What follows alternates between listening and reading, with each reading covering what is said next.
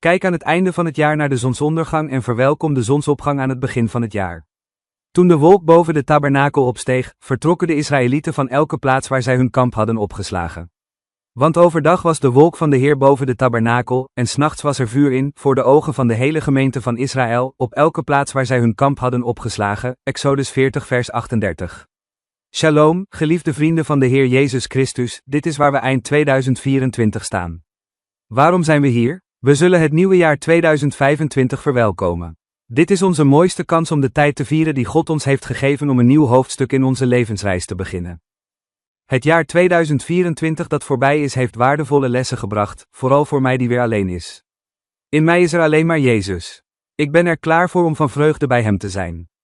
Er zijn ook uitdagingen die mijn geloof in Hem op de proef kunnen stellen. Maar ik heb getest en bewezen dat Hij, Jezus, de Messias, de rechtvaardige koningin, de vredevorst, de rechtvaardige rechter, gedurende mijn hele reis trouw is geweest. Sinds ik zijn volgeling werd, heeft Hij mij nooit teleurgesteld, en wij ook niet. We zullen lof horen van de Kiezer-ark van liefde, zolang ik Jezus volg, mijn leven is altijd gezegend, mijn hart is gelukkig in vrede, de Heer Jezus heeft dat allemaal gegeven, bedankt, dank u Heer Jezus voor het geven.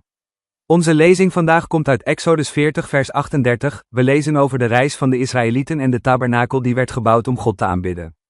Toen de wolk van God hen overschaduwde, volhardden zij, en als de wolken bewogen, bewogen zij ook. Als volgelingen van Christus worden wij ook uitgenodigd om Gods wil te volgen en Hem onze stappen te laten leiden, zelfs al onze stappen. Ik dacht aan Jeremia 29 vers 11, want ik ken de plannen die ik voor je heb, zegt de Heer, namelijk plannen voor vrede en niet voor kwaad, om je een toekomst vol hoop te geven. Het nieuwe jaar 2025 geeft ons de gelegenheid om bij dat woord stil te staan. God heeft een prachtig plan voor ieder van ons. Hij wil ons een toekomst geven vol hoop, vrede en een duidelijk doel.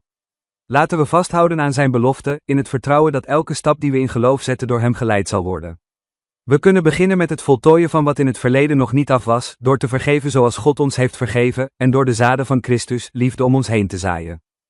Het is zaliger te geven dan te ontvangen, Handelingen 20 vers 35, laten we deze boodschap toepassen in ons dagelijks leven.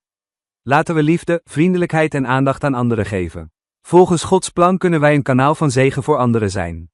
Morgen beginnen we 2025 met de belofte om steeds dichter bij de Heer Jezus te zijn, zijn woord elke dag te leven en te verlevendigen, onophoudelijk te bidden en in vast geloof voorwaarts te gaan, met een hart vol nieuw enthousiasme. God zegene elke stap die we zetten op deze nieuwe reis. Amen. De inspiratie van vandaag. Morgen beginnen we 2025 met de belofte dat we steeds dichter bij de Heer Jezus zullen zijn.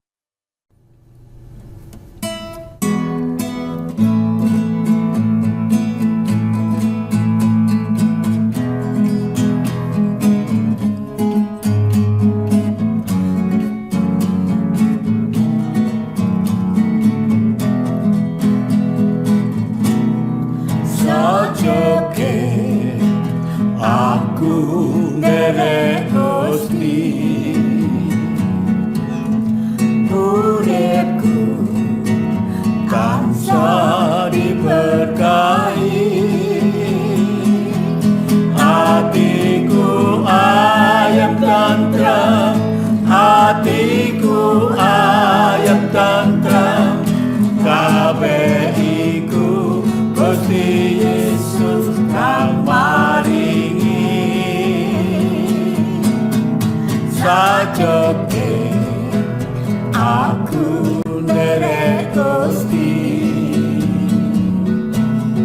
uripku tansah diberkahi.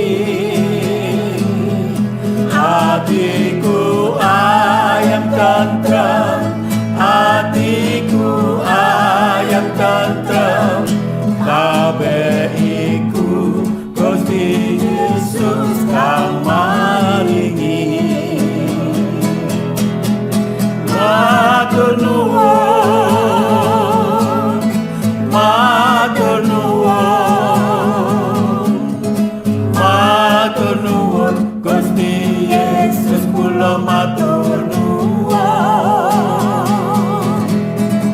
matur nuwun, matur nuwun,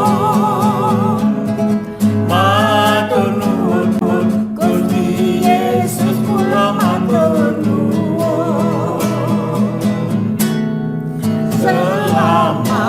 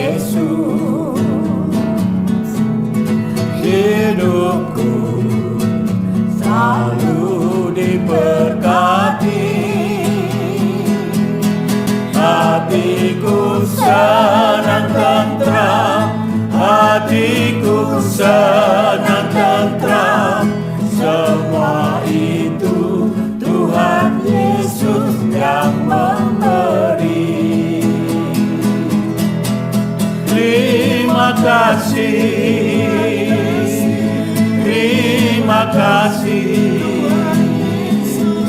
Terima kasih Tuhan Yesus yang memberi. Terima kasih. Terima kasih. Terima kasih Tuhan Yesus yang memberi. Terima kasih.